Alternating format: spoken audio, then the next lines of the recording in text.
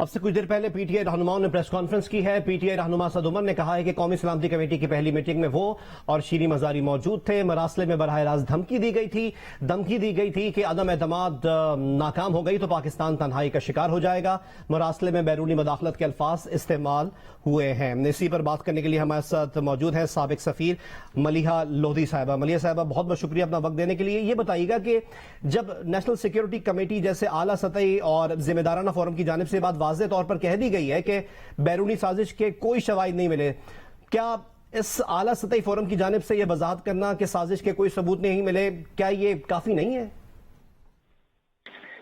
میں سمجھتی ہوں کہ یہ جو پریس کانفرنس ہوئی ہے اس میں پرانی باتیں کو دہرایا گیا ہے، ایک پرانا گھسا پٹا بیانیہ جو ہے اس کو سامنے لایا گیا ہے، جبکہ جیسے آپ نے کہا اور درست کہا کہ یہ فوجی قیادت کہہ چکی ہے کہ اور فوجی اسپوکسمین جو ہے آئی ایس پی آر کے، وہ تو بہت ہی دو ٹوک الفاظوں میں کہہ چکے ہیں کہ کوئی سازش کا سوال ہی نہیں پیدا ہوتا۔ میں سمجھتی ہوں کہ اگر کوئی سازش کے ثبوت ہے تو اس کو سامنے لانا چاہیے۔ جی ملیحہ صاحبہ، آپ کو آواز آ رہی ہے؟ ملیحہ لودھی صاحبہ ہمارے ساتھ موجود تھیں۔ اب سے کچھ دیر پہلے پی ٹی آئی رہنماؤں کی جانب سے پریس کانفرنس کی گئی ہے اور اسد عمر کا اس پریس کانفرنس میں کہنا تھا کہ عمران خان چیف جسٹس کو دوبارہ خط لکھیں گے کہ ملک میں ہونے والی سازش کی تحقیقات کے لیے کمیشن بنائیں، ملک کی سازش پر جوڈیشل کمیشن بنے اور اوپن سماعت ہو۔ پی ٹی آئی رہنماؤں نے اب سے کچھ دیر پہلے پریس کانفرنس کرتے ہوئے کہا کہ صدر پاکستان چیف جسٹس پاکستان کو کمیشن بنانے کے لیے خط لکھتے ہیں، سیاسی معاملات کی تشریح D G I S P R کو نہیں کرنی چاہیے، یہ کہنا تھا پی ٹی آئی رہنما اسد عمر کا۔ یاد رہے کہ گزشتہ روز نجی ٹی وی چینل سے گفتگو میں D G I S P R نے کہا تھا کہ قومی سلامتی کمیٹی کے اجلاس میں عسکری قیادت موجود تھی اور واضح طور پر شرکاء کو بریف کیا گیا کہ کسی قسم کی سازش کے شواہد نہیں۔ جی ملیحہ صاحبہ ہمارے ساتھ موجود ہیں تو پلیز کنٹینیو کیجیے گا۔ جی میں یہ کہہ رہی تھی کہ جب کہ ثبوت ہے ہی نہیں اور اگر جنہوں نے پریس کانفرنس کی ہے ان کے پاس کوئی ثبوت ہے تو ان کو چاہیے کہ وہ پیش کریں۔ اس وقت تو میں سمجھتی ہوں کہ اس قسم کا جو بیانیہ بنایا گیا ہے وہ بالکل حقیقت پہ مبنی نہیں ہے، اور ہماری فوجی قیادت نے دو نیشنل سیکیورٹی کمیٹی کی میٹنگز میں اس میٹنگز میں ہی کہا کہ ان کو کوئی سازش کے ثبوت نہیں ملے۔ اب دیکھیے جب وہ یہ کہتے ہیں تو ظاہر ہے کسی بیسس پہ کہتے ہیں، اور اس کا بیسس یہی تھا کہ جو انہوں نے انویسٹیگیشن کی ظاہر ہے ہماری انٹیلیجنس ایجنسی کے ذریعے، تو اس سے تو ان کے پاس کوئی ثبوت سامنے نہیں آیا۔ تو اور شاید یہ بھی بات کی جا رہی ہے کہ کچھ تشریح کا بھی مسئلہ ہے کہ سازش اور مداخلت والی بات کا۔ دیکھیے اصل سوال تو سازش کا ہے نا، مداخلت تو ہمیشہ ہوتی رہتی ہے۔ امریکہ نے کم مداخلت کی تھی ہماری، جب بار بار وہ کہتے تھے کہ ہم اپنا جوہری پروگرام ہے اس کو بند کر دیں۔ ہم نے کبھی بند کیا تھا؟ ہم کبھی غلام بنے تھے؟ کبھی بھی نہیں۔ اور یہ بھی بیانیہ جو ہے میں سمجھتی ہوں بالکل ہی جھوٹ ہے کہ پاکستان نے ہمیشہ جو بھی امریکہ نے کہا پاکستان نے وہی کیا۔ پاکستان نے نہیں کیا۔ اگر پاکستان کرتا تو آج جوہری پار نہ ہوتا، ایک نیوکلیئر ویپن سٹیٹ نہ ہوتا۔ تو میں سمجھتی ہوں کہ یہ جو باتیں ہو رہی ہیں یہ کنفیوز کرنے کی کوشش کی جا رہی ہے، جبکہ یہ بیانیہ جو ہے، دیکھیے بیانیہ تبھی آگے چلتا ہے جبکہ اس پہ حقیقت ہوتی ہے، اس پہ کوئی حقیقت، کوئی فیکٹس ہوتے ہیں، ایویڈنس ہوتی ہے، شواہد ہوتے ہیں۔ اس میں تو ہے ہی نہیں، بس ایک بیانیہ بنایا ہوا ہے انہوں نے۔ اچھا ملیحہ صاحبہ، آپ سے گزارش ہے ہمارے ساتھی رہے گا۔ اسی دوران دفاعی تجزیہ کار بریگیڈیئر ریٹائرڈ حارث نواز صاحب نے بھی جوائن کیا۔ حارث صاحب، اب سے کچھ دیر پہلے پی ٹی آئی رہنماؤں کی جانب سے پریس کانفرنس کی گئی، انہوں نے کہا ہے کہ عمران خان چیف جسٹس کو دوبارہ خط لکھیں گے کہ ملک میں ہونے والی سازش کی تحقیقات کے لیے کمیشن بنائیں۔ آپ کے خیال میں کیا ہے کہ واحد کلیہ یہی ہے کہ کمیشن بنے، یا قومی سلامتی کمیٹی میں جو وضاحت سامنے آ گئی ہے وہ کافی ہے؟ حارث صاحب آپ کو آواز آ رہی ہے؟ دیکھیں یہ ایک ہمیں یہ سمجھنا چاہیے کہ اس ایشو کو کنٹروورشل نہیں بنانا چاہیے۔ بار bar D G S P اور آرمی پر جو اسٹیٹمنٹ آ رہی ہے، دے وانٹ کہ آرمی کو ڈریگ ان نہیں کرو، اور اس میں کل بھی انہوں نے وضاحت کی ہے اور انہوں نے یہی بات کی ہے ہمیشہ سے۔ وہ کہتے ہیں کہ جب دوسروں کو نیشنل سیکورٹی کمیٹی میں میٹنگ یہ ڈسکس ہوئی تھی کہ وہاں ہوا تھا کہ اس میں انٹرفیئرنس ہے، لہذا ڈیمارچ بھی کیا گیا، سائفر کو دیکھ لیا گیا، لیکن دے سیٹ کی جو کانسپریسی ہے وہ نہیں تھی، اور اس کی بیس پر لیٹر بھی تمام ایکشن کر لیے گئے ہیں۔ اور وہاں پر بلکہ ایون امریکن ایمبیسی کو بھی وہاں لیٹر دی کہ انڈیویجول کا تھا کہ آپ کی پالیسی تھی، وہ بھی چلا گیا لیٹر. آئی سجیسٹ کہ اب اس کو ہم نے اس ٹاپک کو یہاں پر کلوز کرنا چاہیے. It is not good for Pakistan کی اپنی ہمارے ڈپلومیٹک ریلیشن کے لیے بہت ضروری ہے کہ ہم اس کو اچھے طریقے سے اس کو ختم کریں. موو فارورڈ، آپ کے اپنے تحفظات ہیں پالیٹکس کی، اگر ہٹایا گیا وہ ضرور آپ لائیں، ایشو کو لے کر آئیں. جس ڈیموکریسی سے ہٹایا گیا، آپ ابھی کیا پالیسی کرنا چاہتے ہیں؟ عوام کو موبلائز کرنا ہے ضرور کریں، پیسفل مارچ کرنا ہے، احتجاج کرنا ہے وہ بھی کریں. لیکن یہ بالکل وہ دشمن کی یہی 5th جنریشن وار میں ہوتا ہے کہ ہم اپنی فوج کو اور عوام کو ایک دوسرے دور کر دیں، فوج کو کمزور کریں. اور خدا نہ خاصے جن کے عزائم ہیں جیسے عراق، لیبیا، شام، یمن، افغانستان کے ہمارے سامنے مثالیں ہیں. فوج نے خدا کا شکر ہے ملک سے دہشت گردی ختم کر دی ہے، فوج مستعد ہے، عوام اس کے ساتھ ہیں. اس کو کسی حالت میں ویک نہیں ہونے دیں. اور اس کو میرے خیال میں اس ٹاپک کو چھوڑ کے اور بہت ایشو ہے. مہنگائی آپ کے سامنے ہے اور کافی کرائسز ہیں، ان کو آپ دیکھیں گے. اور یہ ایک بات کو اگر پریزیڈنٹ نے لکھا چیف جسٹس پاکستان ضرور اس پر ایکشن لیں گے، لیکن اس سٹیج کے اوپر ان ایشوز کو بار بار ریز کرنا میرے نہیں خیال کے ملک کے لیے بہتر ہے.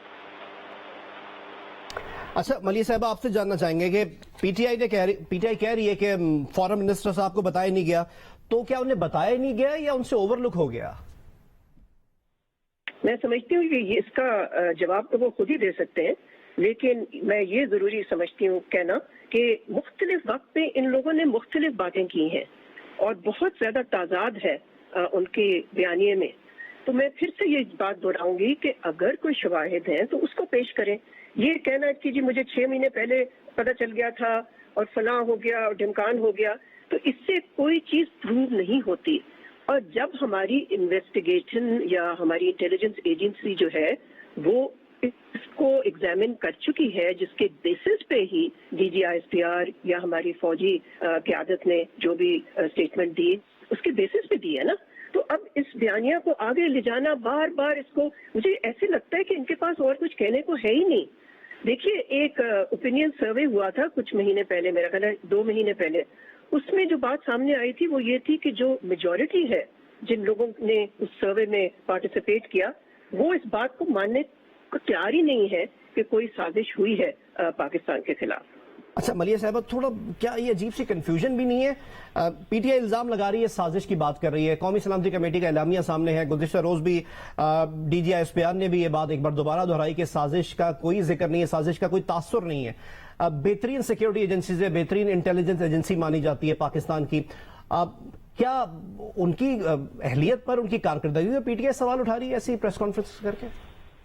دیکھیے پچھلے چند ہفتوں میں ہم دیکھ رہے ہیں کہ پی ٹی آئی کی جو قیادت ہے وہ مختلف ہمارے جو ریاستی ادارے ہیں ان پہ انگلی اٹھا رہی ہے، ہماری اسٹیبلشمنٹ پہ، ہماری آرمی پہ، ہماری فوجی قیادت پہ، ہماری الیکشن کمیشن آف پاکستان پہ، بلکہ میں تو یہ بھی کہوں گی کہ ہماری سپیریئر جوڈیشری پہ بھی.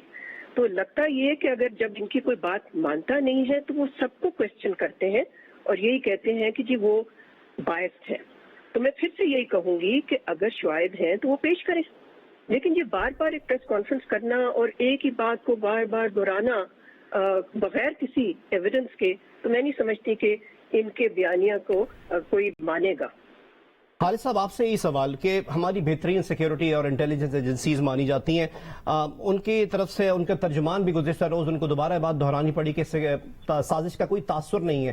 تو ایسی بات کر کے ایسی پریس کانفرنس اتنی بڑی پولیٹیکل پارٹی کی جانب سے، ان کے رہنماؤں کی جانب سے ہوں تو عوام میں کنفیوژن پھیلایا جا رہا ہے. کیا معاملہ ہے یہ؟ ایک بات یاد رکھیں، اگر خدا نہ خواستہ سازش تھی یا پاکستان کے خلاف کوئی سازش کی جا رہی تھی یا کوئی نیوکلیر ایکسٹ کی بات تھی، یقین کریں پوری فوج کا ایک ایک سینئر آفیسر، جونیئر آفیسر، تمام رینکس کٹ مریں گے پاکستان کی سوورنٹی کے اوپر، پاکستان کی جغرافیکل سوورنٹی کے اوپر، ٹیریٹوریل باؤنڈری سے کوئی کمپرومائز نہیں کرے گا. نیوکلیر ایسڈ کے اوپر کوئی بھی کمپرومائز نہیں کرے گا. پاکستان کی پوری قوم اس میں پوری، اور اس کا کنٹرول بھی فوج کے پاس ہے، کمانڈ اینڈ کنٹرول ہمارے پاس ہے.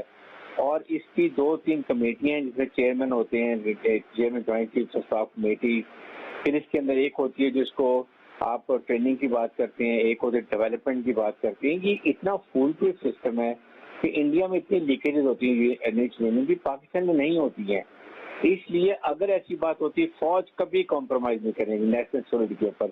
یہ میں آپ کو واؤچ کر کے اپنے الفاظ بتا رہا ہوں. ہم تو مالیہ جو ہیں لودھی یہ بھی ضرور اس کو مجھے سیکنڈ کریں گی. اس لیے اب یہ ڈسکریٹ انکوائری بھی ہوئی ہوگی، انہوں نے یہ دیکھ لیا. اور یہ بڑی طاقتیں عام جو ہمارے ملک میں ایک رواج ہے کہ وہ اپوزیشن سے، گورنمنٹ کے لوگوں سے، ایم این اے سے اور پارٹی لیڈر سے ملاقاتیں کرتے ہیں. ٹھیک ہے، آپ کو وارننگ بھی دی گئی تھی کہ آپ کے 22-25 لوگ جا رہے ہیں، وہ مجھے یاد ہے. اس کے بعد اس کے لیے آپ کو خود کرنا چاہیے کہ آپ لوگ کیوں نکل کے گئے.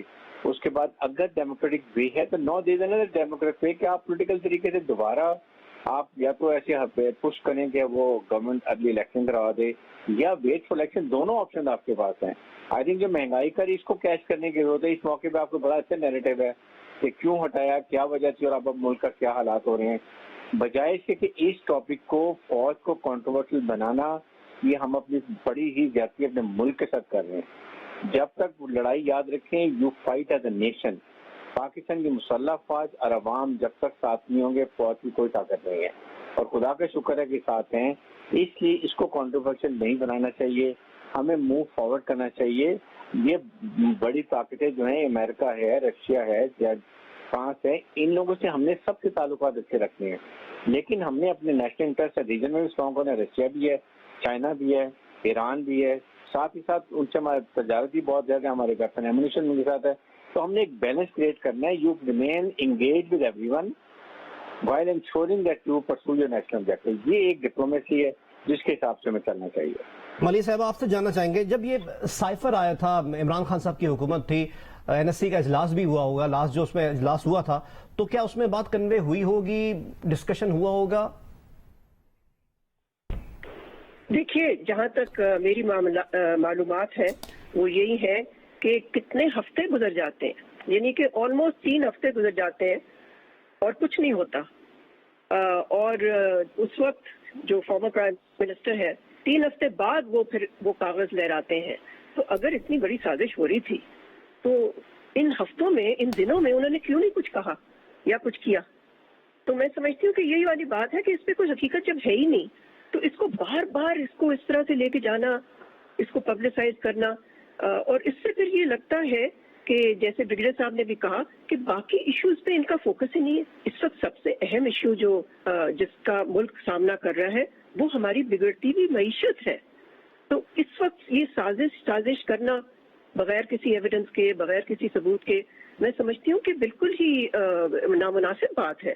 اور پی ٹی آئی لیڈرشپ کو چاہیے ہے کہ وہ ایک سنگین بیانیہ بنائے جس پہ کہ عوام کے جو مسائل ہیں ان کو سامنے لے کے آئے. لیکن مجھے تو کوئی اس میں اس وقت بھی کوئی نہیں مجھے اس میں صداقت نظر آئی تھی، نہ ہی مجھے اس میں کوئی حقیقت نظر آئی تھی. جو بیانیہ انہوں نے بنایا کہ جی ہم سے بڑی زبردست قسم کی سازش ہو گئی ہے، ان کا کہنا پھر یہ ہے کہ جو ہماری اسٹیبلشمنٹ ہے انہوں نے اس سازش کو کامیاب ہونے دیا. کیا ان کا مطلب یہ ہے؟ اور اگر یہ مطلب ہے تو میں سمجھتی ہوں کہ بہت ہی نامناسب چیز ہے اور ان کو اس طرح سے بات نہیں کرنی چاہیے. جیسے کہ بریگیڈیئر صاحب نے بھی کہا، ہماری جو ریاستی انسٹیٹیوشنز ہیں ان کو اس طرح سے ان پہ سوالیہ اس طرح سے کرنا بہت ہی غیر مناسب، irresponsible. بہت بہت شکریہ ملیہ صاحبہ اور بریگیڈیئر ریٹائرڈ حارث نواز صاحب، آپ دونوں کا بہت بہت شکریہ.